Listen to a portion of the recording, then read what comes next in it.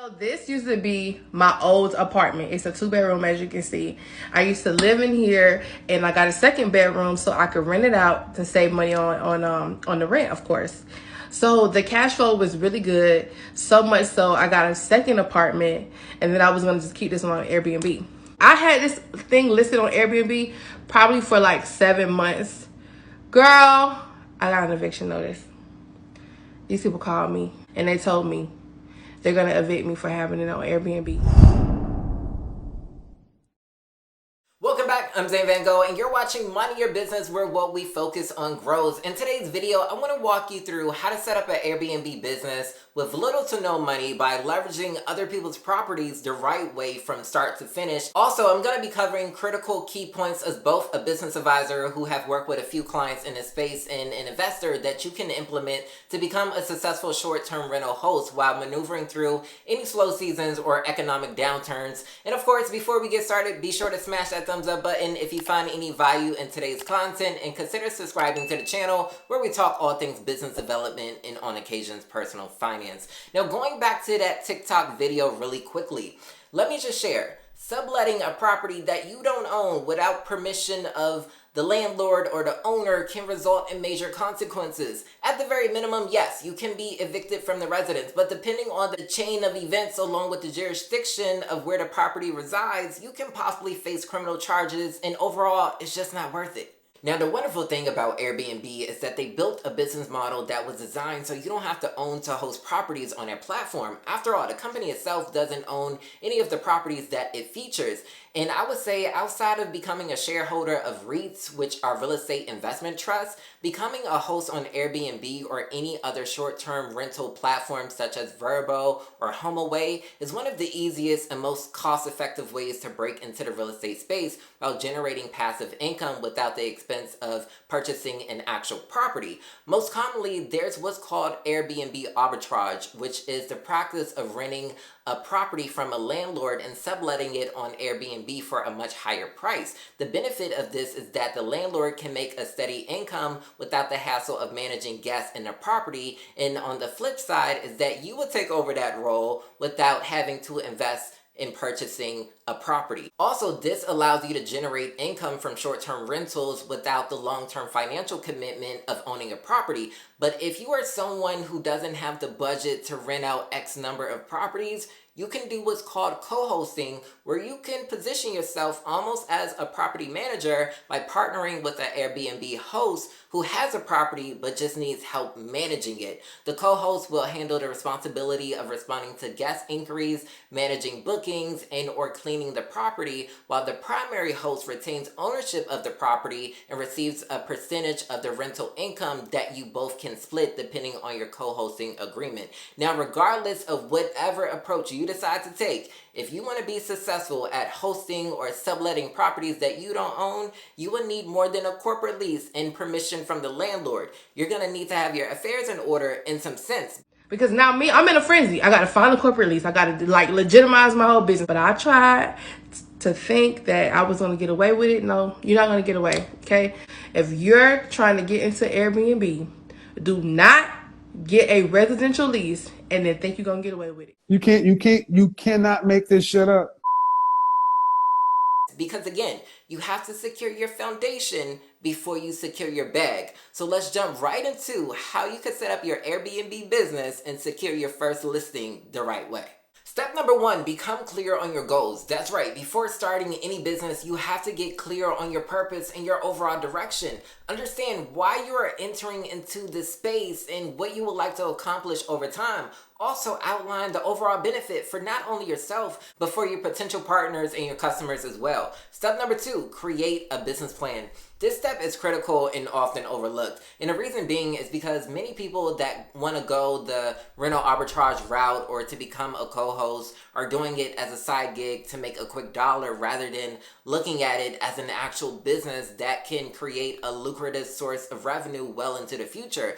This is why understanding your goals in the first step is so important. And while it's not a requirement to have a business plan to start a Airbnb arbitrage or co-hosting business, having a plan in place can be quite beneficial. A business plan can help you gain clarity on your direction, your target market, your marketing strategy, and other key elements of your business. It can also be useful if you are seeking financing from investors or lenders for renovations, repairs, furnishing, or even marketing and advertising, which many people don't think about. And while I'm not a big advocate of business loans, this can help to reduce or eliminate the use of personal funds, as well as seeking available business grants. Now, the two major areas I would recommend that you spend the most time would be on your market research and your financials.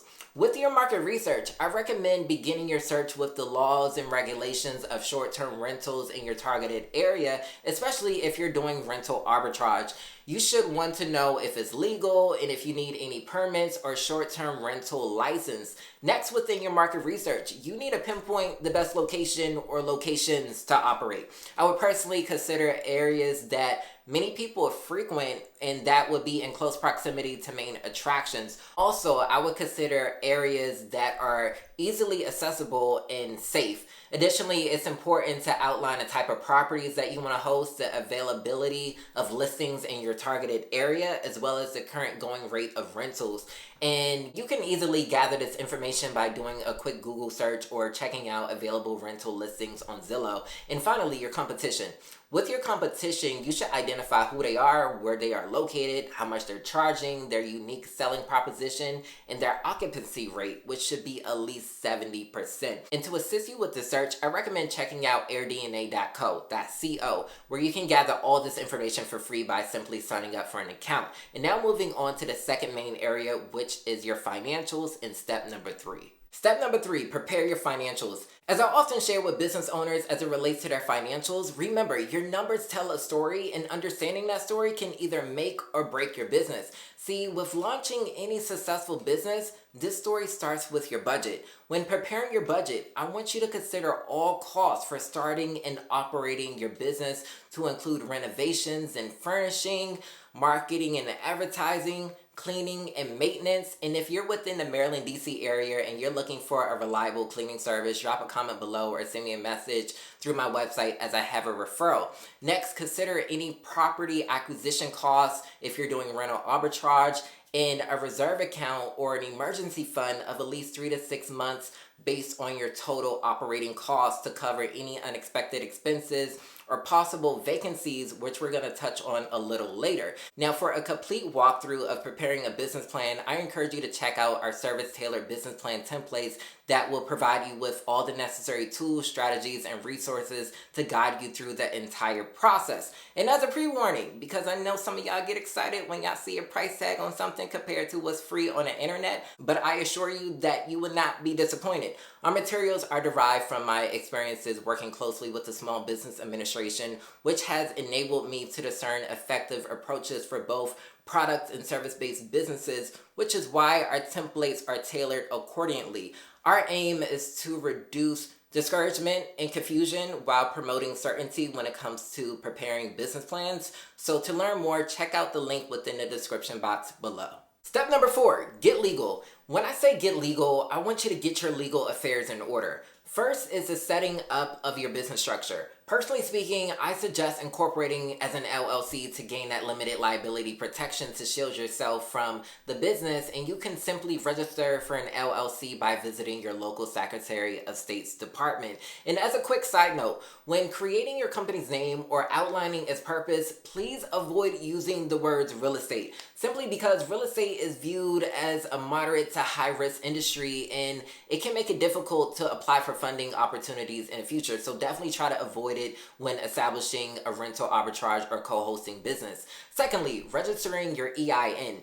Your EIN is your employer identification number, and this can be registered for free on the irs.gov website. And after you have received your EIN, next you need to establish a business bank account. Make sure you have the proper short-term rental license or permits as discussed earlier. Obtain business insurance such as general liability protection and host protection. And finally, making sure you adopt an operating agreement which protects your corporate veil, as well as having a corporate lease agreement. However, I will be creating a separate video to further break down each point on starting a business, so be sure to stay tuned for that. Step number 5, secure listing. This step is all about preparation in your sales strategy to the property owner. First things first, do your research. Before pitching your Airbnb business to the landlord, be sure to prepare your research. It is important to research the local real estate market, Airbnb trends, and a specific landlord's property. This, along with your market research, as discussed earlier, will help you customize your pitch to the landlord's needs and preferences. Secondly, prepare your pitch. Once you have done your research, prepare your pitch by outlining the benefits of Airbnb arbitrage or co-hosting to the landlord. Emphasize how your business will help them generate additional income from their property, reduce vacancy rates, and minimize their involvement in the daily operations of short-term rentals. And with pitching a landlord, understand this. Being a landlord requires a lot of responsibility, especially if the landlord doesn't already have a property manager to maintain their property or systems in place to maximize their rate of return on a consistent basis. See, landlords are in the business to make the most money while doing as little as possible. So your approach to them is to take as much responsibility off their hands as far as maintaining their property, ensuring safety and protection, cleanliness, convenience, and ensuring that you will provide qualified guests along with a very profitable return based on your market research. And one of the key points that you will want to highlight is the pros and cons of short-term guests versus long-term tenants. Believe it or not, but short-term guests can have a higher rate of return than long-term tenants. But again, this all depends on several factors to include the location of the property, its size, and the demand for short-term rentals in the area. This is why your market research is vital. Next, make contact. Reach out to the landlord via email or phone to introduce yourself and your business. Briefly explain the benefits of your business model and ask if they would be open to a meeting to discuss the potential of listing their property on Airbnb. Fourthly, the meeting. If the landlord is interested, arrange an in-person meeting to further discuss partnering with them to list their property on Airbnb. During this meeting, you should highlight your skills and experiences that make you well suited for rental arbitrage or co-hosting. Highlight any experiences that you may have in property management, hospitality, customer service, or marketing while explaining how your business model works. Lastly, solidify the deal. Now, if the landlord is still interested after the meeting, provide them with a detailed proposal outlining the rental terms and your service fees. Be sure to address any questions or concerns that they may have and offer references from other landlords or relevant contacts that you have worked with. Once they agree to the proposal, sign a contract such as a corporate lease agreement if you're doing rental arbitrage or a co-hosting agreement and begin the process of preparing the property for Airbnb guests. And finally, step number 6, recession-proofing. Operating in the Airbnb business during a recession or even during slow periods can be challenging, just like with any other business. However, there are various steps that you can take to protect your business, to include price adjustments, which shouldn't be mistaken for discounts, or offering promotions as well as add-on services such as transportation services or meal services where you can partner with local restaurants or chefs to offer delivery or in-home dining experiences, or even spa services by partnering with local spas or wellness centers. And most importantly, to protect your business during a recession or a slow season, you should implement diversification. Diversification with your listing visibilities by featuring your listings on other short-term rental platforms as mentioned earlier. Also, diversification in your property types, your target markets, your length of stays, and of course, diversification with your partnerships. But a major part of recession-proofing your business is found in a very place where many business owners tend to skip when starting a business, and that's your business plan. Remember, if you fail to plan, you plan to fail. So make sure you plan for all of the what ifs of operating your business, and that you aren't just planning for today, but you're planning for the future as well. Again, for more information on developing a sound business plan, be sure to check out our service business plan templates, which will be linked below. And if you have any questions regarding this topic or need further assistance, be sure to drop a comment below or contact our office by simply visiting our website. Until next time, I'm out.